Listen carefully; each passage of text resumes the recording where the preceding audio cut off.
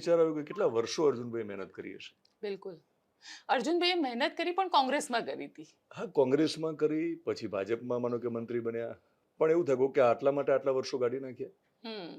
અર્જુનભાઈએ એમની આ ક્ષમતા અને શક્તિ કદાચ ક્યાંક બીજે વાપરી હોત તો જરૂરી નથી કે મંત્રી બનીએ તો જ સમાજની સેવા થાય.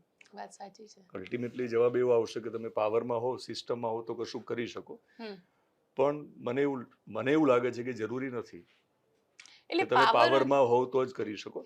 એટલે મને એક કિસ્સામાં આ લોકોની દયા આવી કે ઓકે, આટલા વર્ષો એટલા માટે કાઢવાના.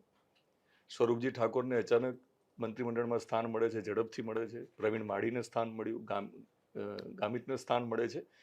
તો નવા ચહેરાઓને અચાનક મળે છે. વર્ષો જે લોકોએ કાઢ્યા છે એમને ઘરે બેસાડવામાં આવે છે. ત્યારે એક બાજુ ખુશી ને એક બાજુ દુઃખી ચહેરાઓ આપણે જોયા છે. પણ મને એ સમજાયું કે આ લોકોમાંથી શીખવાની જરૂર છે કે જીવનમાં શું ગોલ હોવા જોઈએ.